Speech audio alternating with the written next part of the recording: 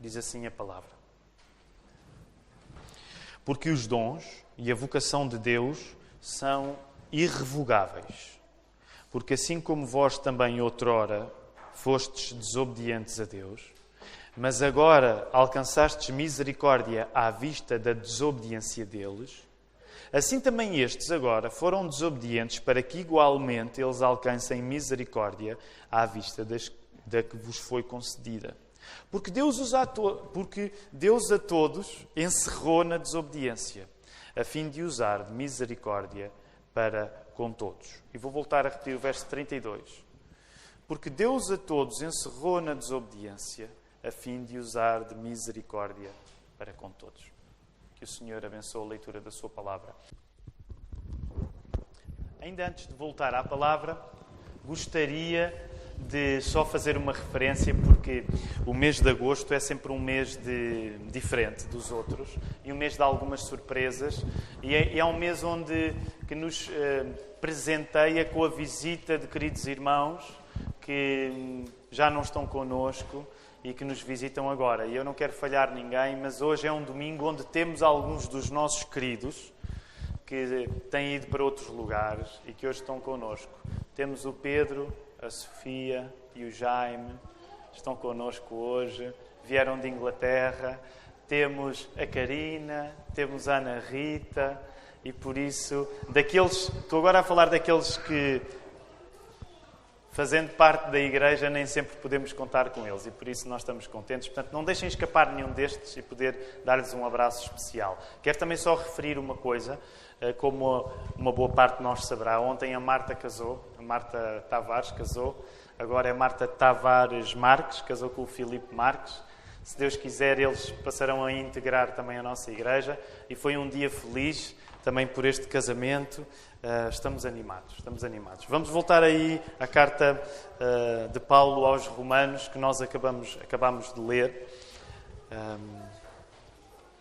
E deixem-me começar por dizer que a carta de Paulo aos Romanos é dos livros mais exigentes da Bíblia.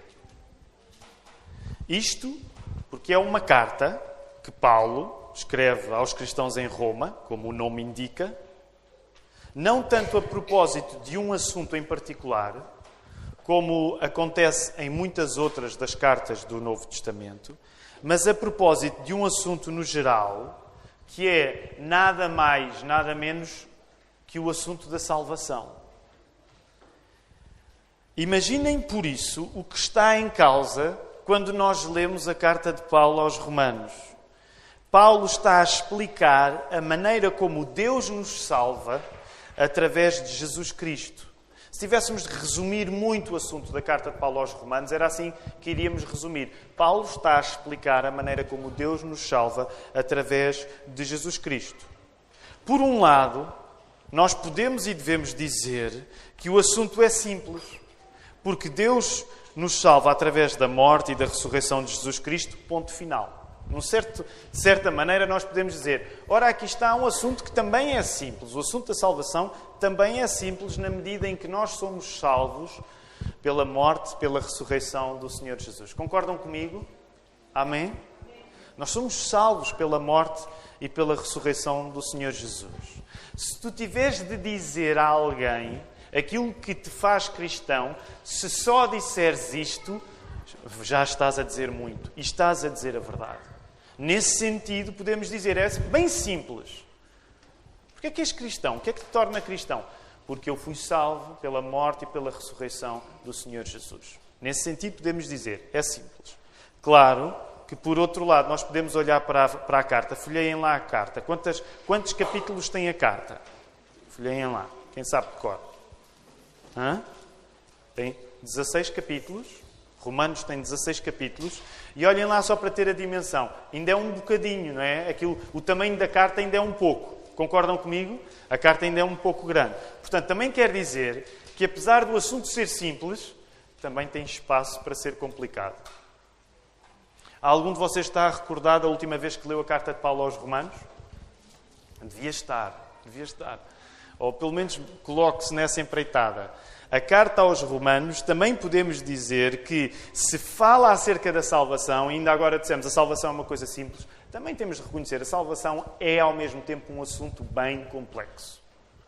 Se por um lado podemos dizer somos salvos pela morte e pela ressurreição do Senhor Jesus, simples, ponto final. Por outro lado, também podemos reconhecer que quando vamos compreender a salvação também há bastante complexidade. E nesses 16 capítulos que Paulo escreve, acreditem, se vocês lerem a carta aos Romanos de empreitada, como vos aconselho a fazer do início ao fim, vocês vão entender que é uma carta com dificuldade também.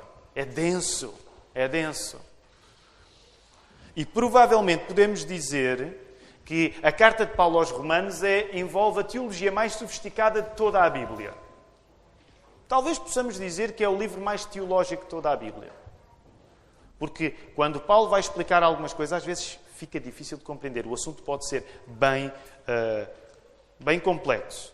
No seu lado mais sofisticado, a carta de Paulo aos Romanos trata de assuntos que muitas vezes nos fazem sentir com um caminhão pequeno para tanta areia. Mas também é verdade que no meio desta profundidade teológica da carta de Paulo aos Romanos, nós descobrimos bases fundamentais da nossa fé. Sobretudo, descobrimos na carta de Paulo aos Romanos que nós somos salvos pela graça de Deus, pela intervenção divina, através de Jesus Cristo. Daí ser este livro, a Carta aos Romanos, que, por exemplo, detonou em Lutero a convicção de que só pela graça de Cristo é que ele podia ser salvo.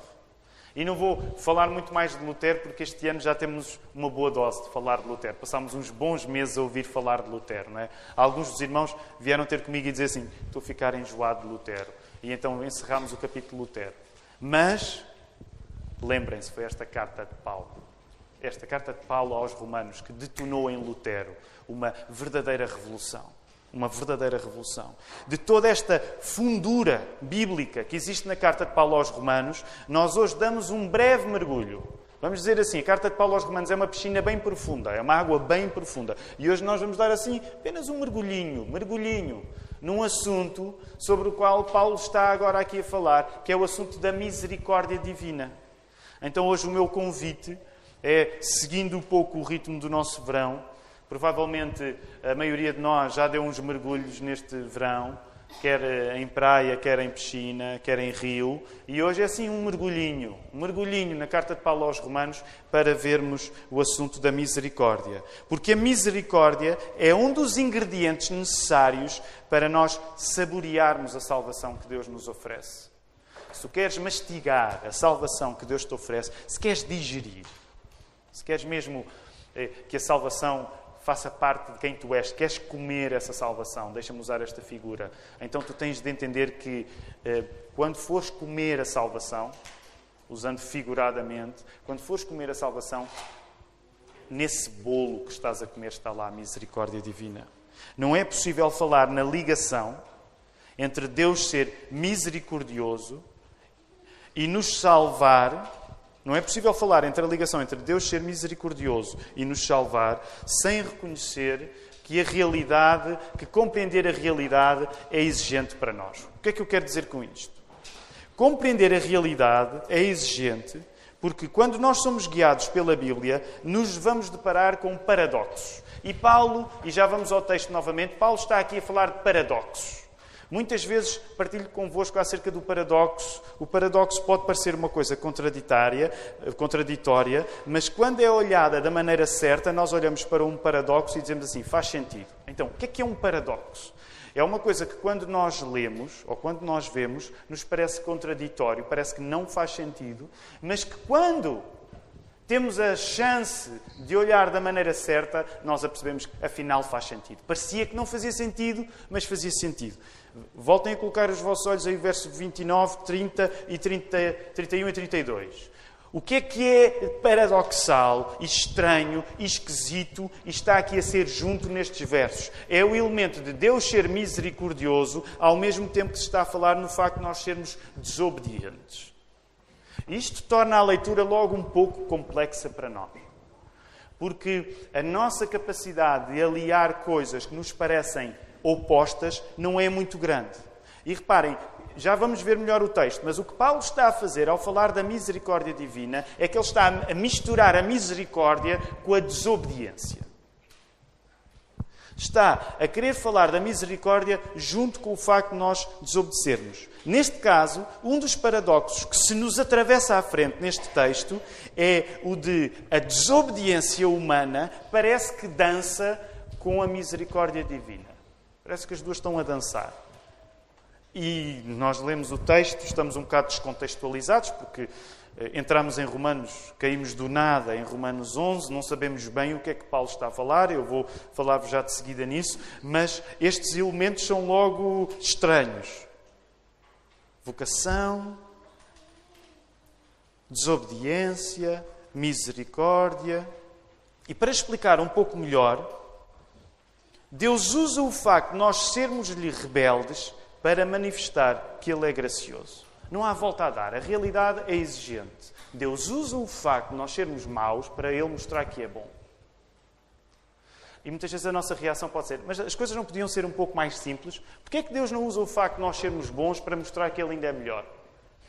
Mas lamento, a realidade é o que é. E eu não vou inventar outra realidade. E a Bíblia não pede licença para nos mostrar como a realidade é. E uma das coisas que Paulo está a mostrar a respeito da realidade é que Deus usa o facto de nós sermos maus para Ele mostrar que é bom. De facto, Paulo não está a dizer, Deus usa o facto de nós sermos bons para mostrar que Ele é melhor. Paulo está a partir de juntar estas duas diferenças, estas duas coisas que parecem inconciliáveis. Deus usa a tua desobediência para mostrar que é misericordioso.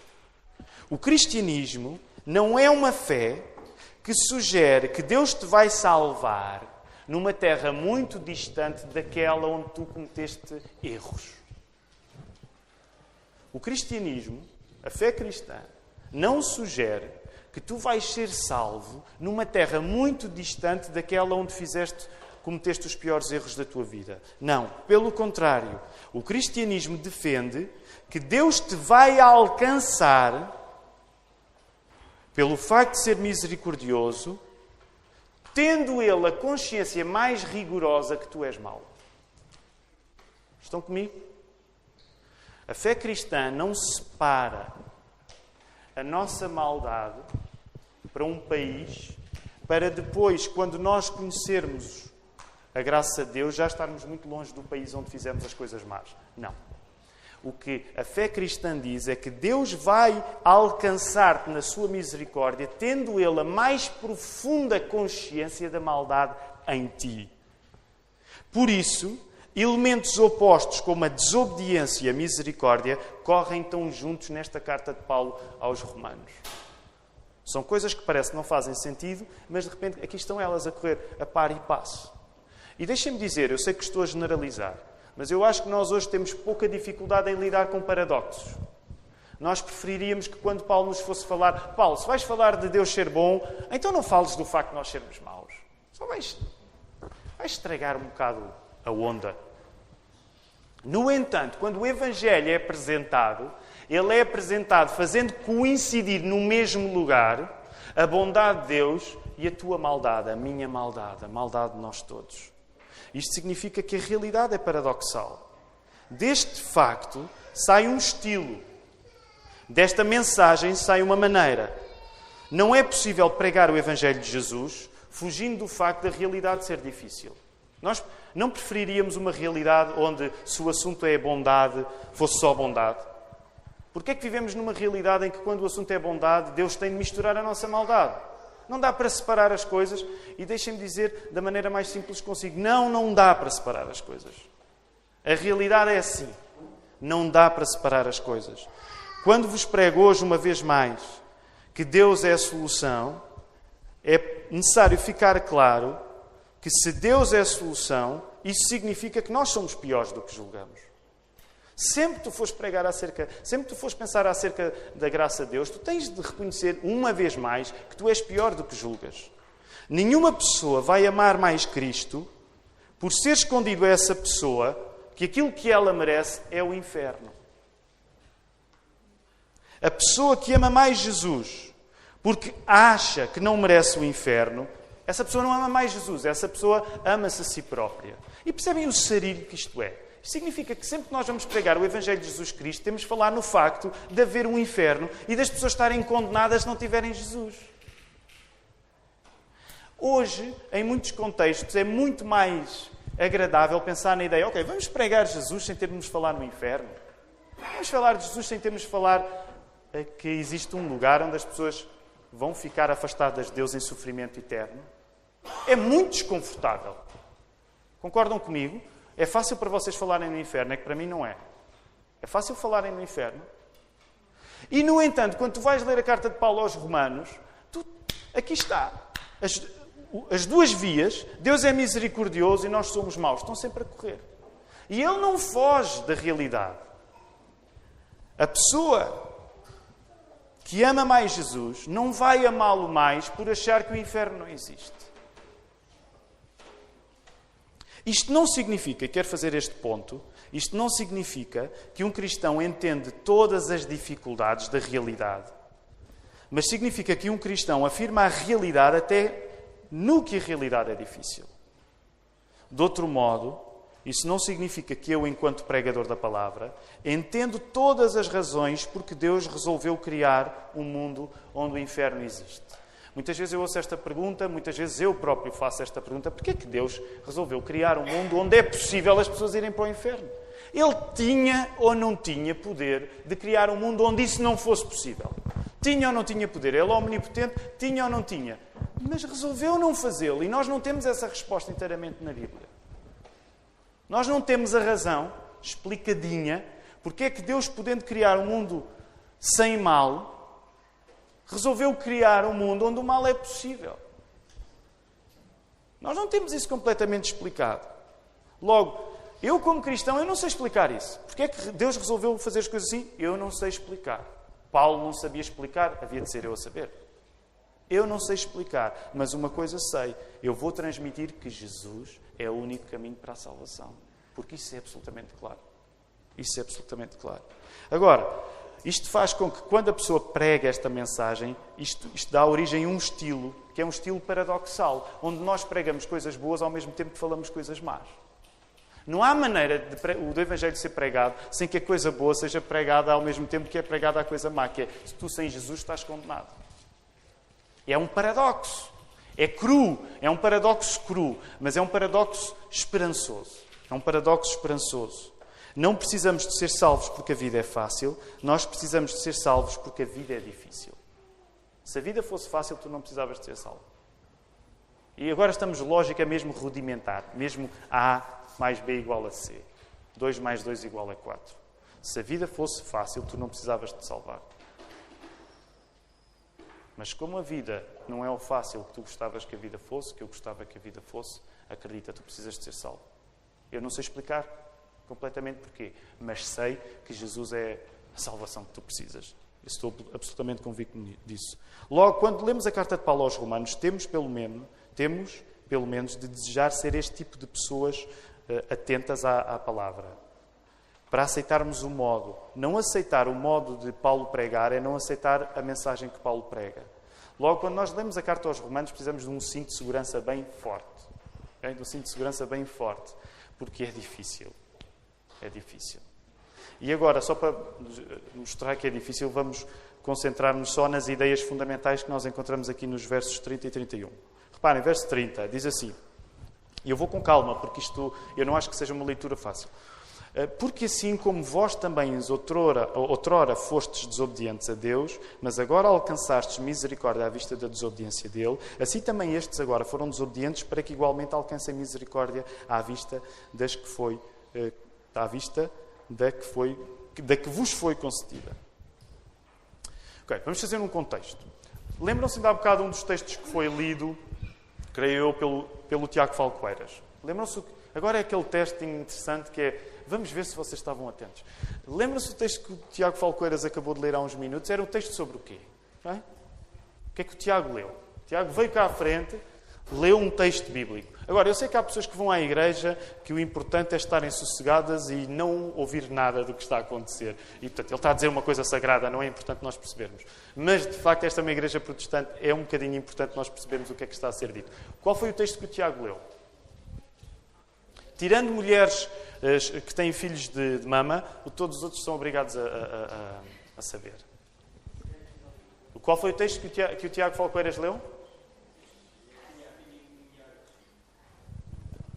João, força, diz em alto e bom som. E lembra-se o que é que Jesus disse? Diz uma das palavras mais... Já preguei sobre este texto algumas vezes. Jesus diz uma das palavras mais impopulares. Ele diz que eu não vim para os... Não vim para os cães. No entanto, aquela mulher que não fazia parte dos judeus, ela insistiu. E Jesus exerce o seu poder sobre ela. Ok, muito bem. O João estava atento. Uma das ideias fundamentais que esse texto nos está a indicar no Evangelho e que o texto de Romanos hoje está a indicar também é que, ao contrário do que se esperava, o pacto de Deus com Abraão, Isaque e Jacó, o pacto de Deus com os judeus, não é só para os judeus. Por isso, outro dos textos que foi lido, em Isaías... Quem é que leu o texto de Isaías? Foi a Marta. A Marta Oliveira leu o texto de Isaías. No texto de Isaías que foi lido também era dito que até dos eunucos Deus ia chamar para eles poderem ter um lugar onde? Na casa de oração. Então reparem, o Velho Testamento já estava a explicar, ainda que os judeus fossem um pouco lentos a compreender, que o pacto de Deus não era só para os judeus, mas era para toda a humanidade. Toda a humanidade no sentido de pessoas de todos os povos. Então, vamos voltar aqui ao texto para nós entendermos quais são os dois partidos, vamos dizer assim, que Paulo está... O vós. Vós também. Quem é este vós também do verso 30? E agora respondam, é agosto, nós estamos um bocado mais informais. Quem é o vós também? Que Paulo está a falar. Vós quem? Quem? Vós gentios, neste caso vós romanos, a carta é para Roma. Vós gentios. Então, vamos por partes. Vós gentios, que antes não acreditavam em Deus, e agora estou a parafrasear. Vocês antes não queriam nada com Deus. Mas agora alcançaram misericórdia de Deus à vista da desobediência deles. Deles quem? Deles quem? Dos judeus, sabem porquê? Até porque se vocês forem ao início do capítulo 11, está aí a dizer que Paulo está a falar acerca dos judeus. Portanto, um dos assuntos complexos, mas simples e complexos, que Paulo estava a expandir na carta aos Romanos é: esta salvação é para todos. Mas depois, naturalmente, os judeus podiam coçar a cabeça e dizer: então e nós? Abraão, Isaque e Jacó, como é que isto fica? E Paulo está a dizer: calma lá, Deus não esqueceu o que prometeu a Abraão. E por isso mesmo o primeiro verso que nós lemos, no verso 29, foi a dizer: aquilo que Deus prometeu é irrevogável. Sabem o que é que a palavra irrevogável quer dizer? Não se lembram que há uns anos houve uma conferência de imprensa em que um político veio dizer: é irrevogável esta minha decisão? Bem, eu não vou falar sobre isso. Okay? Irrevogável. E logo a seguir tornou-se revogável. Irrevogável é uma coisa que está dito e eu não vou voltar atrás. Graças a Deus, Deus não é como os políticos portugueses. Aquilo que Ele prometeu, Ele não vai voltar atrás. E o que é que Paulo está aqui a explicar? Se no Velho Testamento Deus tinha estabelecido um pacto com os judeus através de Abraão, o cumprimento desse pacto envolvia os não-judeus serem metidos na questão, precisamente ao mesmo tempo que os judeus se começavam a mostrar infiéis ao combinado. Vou voltar a repetir porque é uma frase longa. Se no Velho Testamento Deus tinha estabelecido um pacto com os judeus através de Abraão, o cumprimento desse pacto envolvia os não-judeus serem metidos na questão, precisamente no tempo em que os judeus se mostravam infiéis ao combinado. Agora há um precioso acréscimo. Que acréscimo é esse? À medida que os não-judeus entram em boas relações com Deus, à medida em que as pessoas que não são do povo de Abraão, Isaque e Jacó têm uma possibilidade de entrar em boas relações com Deus, nasce uma espécie de esperança renovada para os judeus voltarem atrás na sua infidelidade para regressar ao pacto que agora foi alargado. Eu sei que não é fácil entender tudo o que aqui está em causa, mas o verso 32, de alguma maneira, resume, ajuda a resumir, a simplificar. O que é que diz o verso 32? Porque Deus a todos encerrou na desobediência, a fim de usar misericórdia para com todos. Agora, deixem-me voltar a forçar um bocadinho a barra aqui. Este é um verso difícil para mim para ler. Porque envolve o paradoxo. Qual é a necessidade de Deus nos envolver na desobediência? Porque é que Deus não passou logo à frente a parte da desobediência e logo para a misericórdia? Mas Deus encerrou as pessoas na desobediência para poder mostrar misericórdia. E agora eu não quero entrar em questões polémicas, mas por isso é que a carta aos Romanos tem de ser lida e temos de digeri-la bem. Porque uma das coisas que está aqui a dizer é que a vontade de que nós ficássemos em desobediência, esse é um encerramento que o texto nos diz que é feito pelo próprio Deus. Deus, mas porquê é que tu misturas as coisas? Mas Deus encerra pessoas na desobediência para lhes mostrar misericórdia.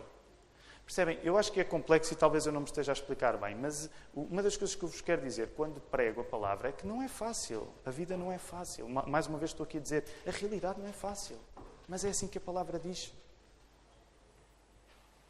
Deus escolheu fazer o jogo desta maneira. E reparem, em termos práticos, isto tem um efeito meio caricato. Os judeus estão desincronizados com os não-judeus no que diz respeito a confiar em Deus. Há uma desincronização. Primeiro, os judeus começam por confiar em Deus. E os judeus é o povo do Deus de Abraão, de Isaac e de Jacó. Ok, nós confiamos em Deus. Mas mais tarde, quando os não-judeus começam a confiar no Deus de Abraão, Isaac e de Jacó, os judeus deixam de confiar. Há uma desincronização das confianças de cada um. E o que Paulo está a dizer é que, na prática, há um jogo aqui a acontecer, nesta desincronização. Os judeus estão desincronizados com os não-judeus no que diz respeito a confiar em Deus. Mas essa desincronização tem um propósito. E o propósito é mostrar que todos, ninguém se salva por si próprio, mas todos são salvos pela misericórdia de Deus. Agora, eu sei que isto é um raciocínio com um certo grau de complexidade. Mas o que é como se fosse um jogo.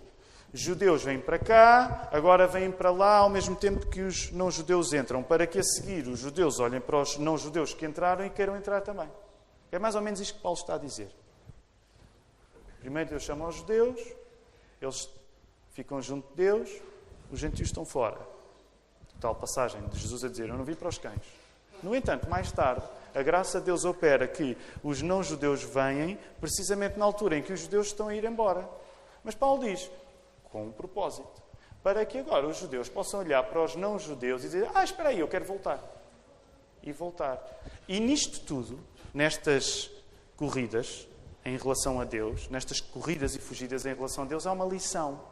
Nenhum de vocês se vai salvar por outra coisa que não o facto de eu ser misericordioso. Os judeus não faziam parte do povo porque eram bons. Os gentios não são bons porque fazem parte do povo. Os judeus foram chamados para o pacto porque eu sou misericordioso. Os gentios são chamados para o pacto porque eu sou misericordioso. É isto que Deus está a dizer. Estão ainda comigo ou já ficou complicado mais? Ainda estão comigo? Fiquem encorajados. Porquê é que eu resolvi pregar Romanos no terceiro domingo de agosto? Má ideia. Bem, vão por João Calvino, não vão por mim. João Calvino dizia assim, a partir deste texto: não há razão alguma para os que possuem alguma esperança de salvação, não há razão alguma para que os que possuem alguma esperança de salvação devam menosprezar os outros. À luz da sua atual condição, devem lembrar, foram antes o que muitos continuam a ser agora. Se tão somente pela mercê divina emergiram da incredulidade, então devem dar lugar para que esta misericórdia também opere a favor de outros. E a partir daqui eu gostava de caminhar para o final deste sermão, tentando aplicar o assunto da misericórdia. João Calvino está a dizer, se tu foste alcançado pela misericórdia, é óbvio que vais ter de ter misericórdia dos outros. Tu não podes, imagina, tu que estás aqui esta manhã que acreditas em Cristo, que não és judeu, tu não podes dizer, bem feito, agora entrei eu e os judeus, olha, paciência.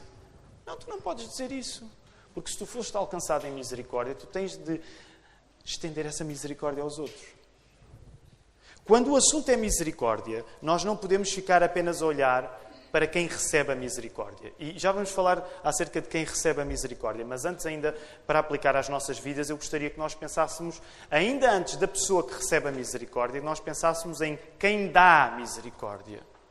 No assunto da misericórdia, nós devemos levantar os olhos para quem a dá. Porque se nós não olharmos para quem é misericordioso, que neste caso é Deus, nós corremos o risco de desvalorizar a misericórdia que Deus está a dar. Ora, compreender o que a misericórdia é, sem apreciar o custo de quem a exerce, é tornar banal aquilo que é extraordinário. Compreender o que a misericórdia é, sem apreciar o custo de quem a exerce, é tornar banal aquilo que é extraordinário. Nesta manhã eu quero vos encorajar, nós que estamos aqui presentes, a que vocês sejam produtores de misericórdia. Produtores de misericórdia. Mas deixem-me que vos diga, a vocês, a mim, a todos, ser misericordioso vai sair-vos caro. Ser misericordioso sai caro. Ser misericordioso começa sempre com a aparência de um grande prejuízo. Nesse sentido, podemos ir mais longe e podemos até dizer que ser misericordioso é um investimento que, bem vistas as coisas, parece que não traz lucro nenhum. E se olharmos a curto prazo, talvez, de facto, a misericórdia seja uma espécie de bancarrota. Portanto, nesta manhã, uma das coisas que eu quero desafiar é, se tu olhares para a misericórdia a curto prazo, ela é uma bancarrota. Não vai servir para nada. Se tu olhares a curto prazo, seres misericordioso não vai servir para nada. Mas o segredo é olhar para a misericórdia segundo os olhos de quem inventou a misericórdia. Olha para a misericórdia como Jesus olhou para ela. Jesus sempre foi misericordioso, olhando para o longo prazo e não apenas para o curto prazo, de onde aparentemente não sai grande resultado. Quando Jesus dá a sua vida na cruz, no supremo ato de misericórdia, naquela hora, na cruz, sabem que lucro é que havia? Que lucro é que foi descoberto na hora em que Jesus morreu na cruz? Sabem que lucro é que foi descoberto na hora em que Jesus morreu na cruz? Por todas as pessoas? Zero. Na hora em que Jesus dá a sua vida, aparentemente não há lucro para ninguém. Há um medonho prejuízo. Não há nada de bom a acontecer naquela hora. Aparentemente, não há nada de bom a acontecer naquela hora. E por isso é que é preciso nós olharmos a longo prazo. Porque o lucro viria no longo prazo. E o longo prazo dos longos prazos é a eternidade. O longo prazo dos longos prazos é a eternidade. E é nesse sentido que eu vos quero dizer esta manhã. A misericórdia é uma ação completamente sintonizada com a eternidade. A misericórdia é uma ação também completamente sincronizada com a eternidade. E nós vivemos vidas um pouco desincronizadas com a eternidade. Mas deixa-me dizer-te, quando tu és misericordioso, tu estás a sincronizar-te com o relógio de Deus. Quando tu és misericordioso, tu estás a sincronizar-te com o relógio de Deus. Quando tu não usas de misericórdia, isso corresponde a achares que a única vida que tens é a vida que tens aqui e agora. Quando tu não usas de misericórdia, o que tu na prática estás a dizer é YOLO.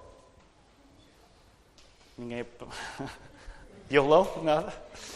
Isso é o problema, sabem, os pastores sempre que tentam ser cool só fazem figura de ursos, por isso é que eu vou tentar deixar de ser moderno. Nunca ouviram YOLO? Nunca viram os chapéus a dizer YOLO? Vocês não andam na internet. Monique, tu tens ar de quem já viste YOLO, não? Agora, eu ia pedir à Monique para explicar YOLO, mas vocês não são do hip-hop e vocês não iam perceber de qualquer modo. YOLO é You Only Live Once, ok? Que é uma cena que a miudagem mete nos chapéus YOLO. Não sabiam? Ok, ouviram primeiro aqui, no culto da Igreja da Lapa. É para isso que vocês vêm aqui, para saberem o que é que os miúdos estão a meter nos hashtags.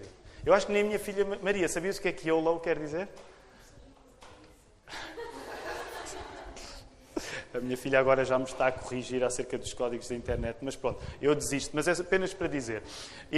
Se calhar estas comparações são sempre as piores, porque eu a julgar que ia bater no nervo das pessoas e ninguém percebe.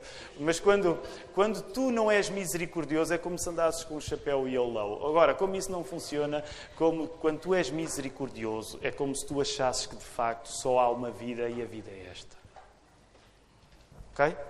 Quando tu não és misericordioso, o que tu acreditas é que só há esta vida para viver.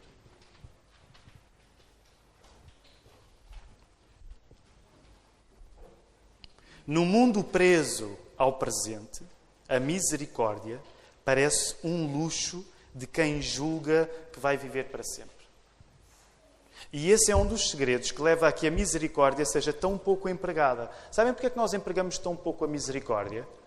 Porque nós fomos mesmo criados para a eternidade, mas passamos a vida esquecidos disso.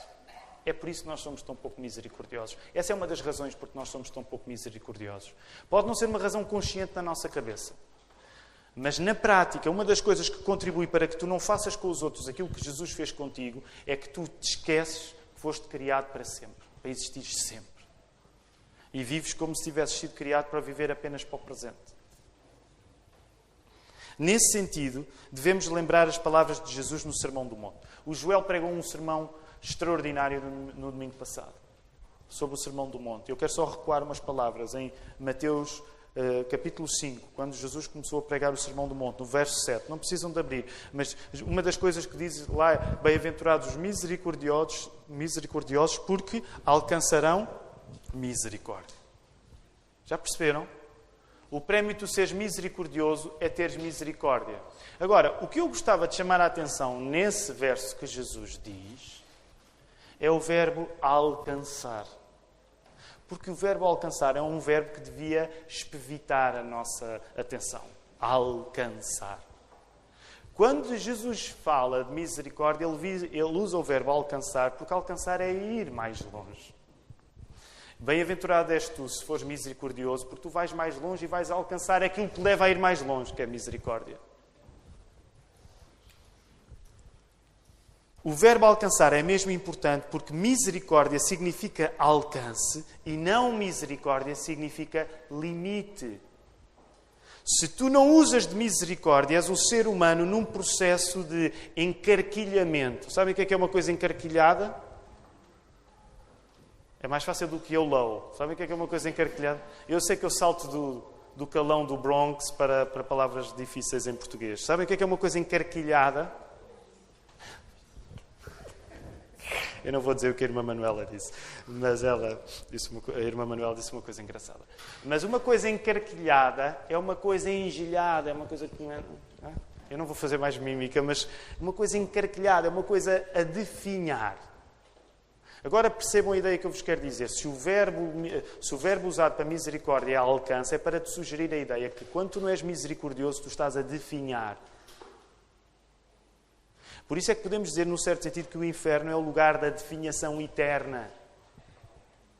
Porque tu deixaste de viver para alcançar mais da benção de Deus e passaste a viver para estares cada vez mais isolado em ti próprio, definhado em ti próprio. Quando tu não és misericordioso, tu estás a definhar em ti próprio.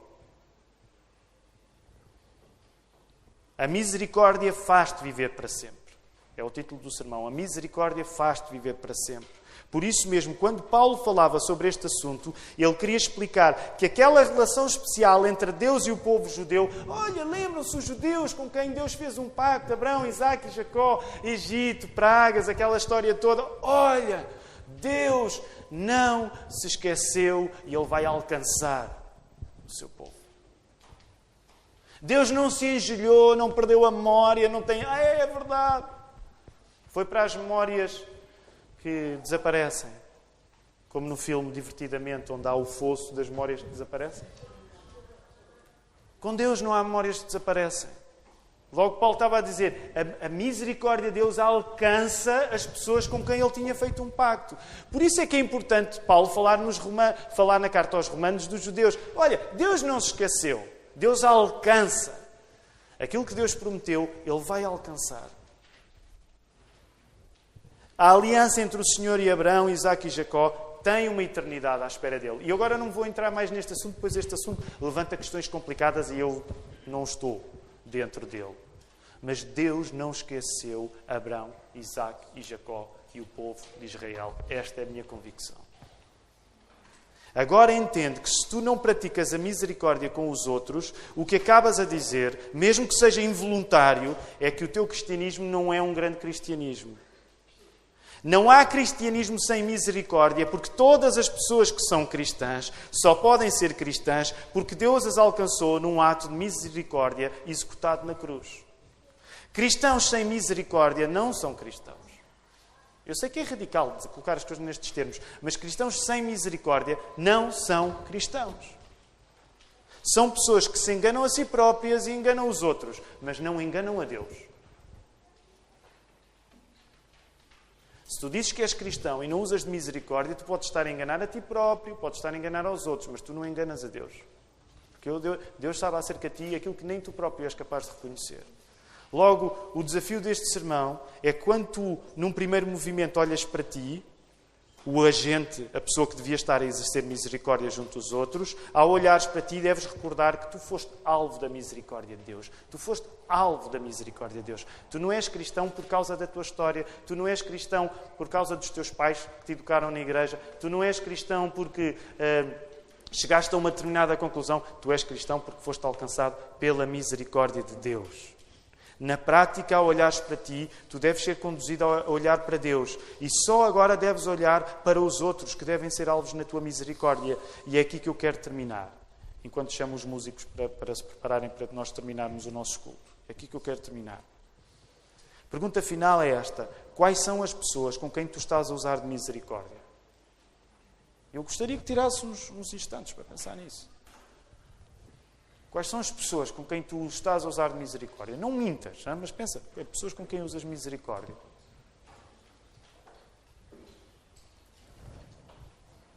Em certo sentido, eu sugeriria que quando pensas em pessoas com quem usas misericórdia, em primeiro lugar, pensasses, em primeiro lugar, não necessariamente em primeiro lugar, mas que fizessem parte dessa lista a tua família. Concordam comigo? Sabem porquê? Porque supostamente tu deves passar tempo com a tua família.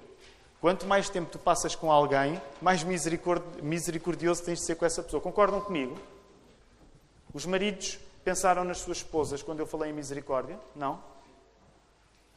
Portanto, vou fazer antes a pergunta às esposas. Pensaram nos vossos maridos quando falei em misericórdia? Espero que tenham pensado. E maridos, espero que tenham pensado nas vossas esposas.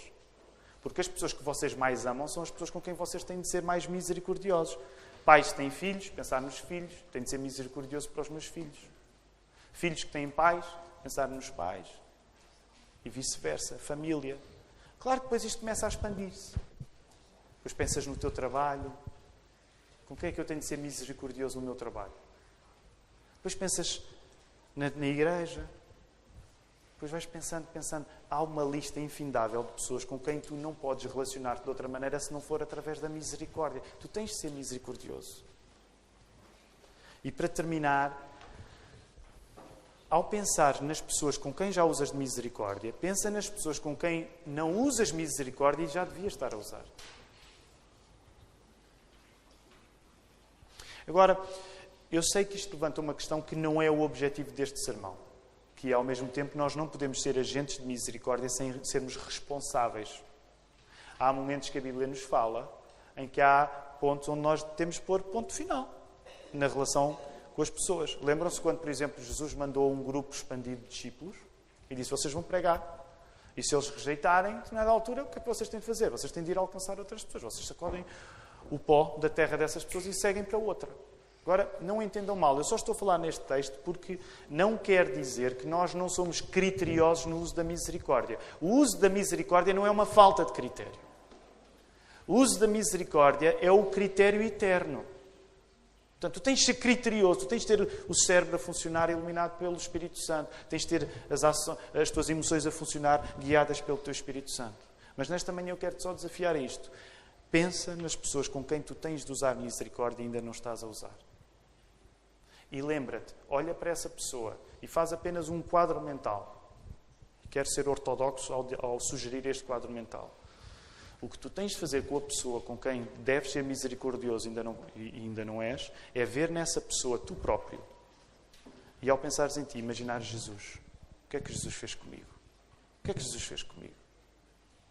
Quando tu olhas para alguém com quem é difícil seres misericordioso, tu paras o vídeo, paras a imagem, paras tudo e dizes assim, espera aí, esta pessoa que para mim é insuportável, eu não gosto dela, esta pessoa sou eu.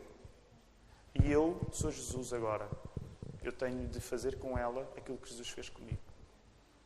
É isso que o apóstolo Paulo nos estava a chamar. Que o Senhor nos ajude.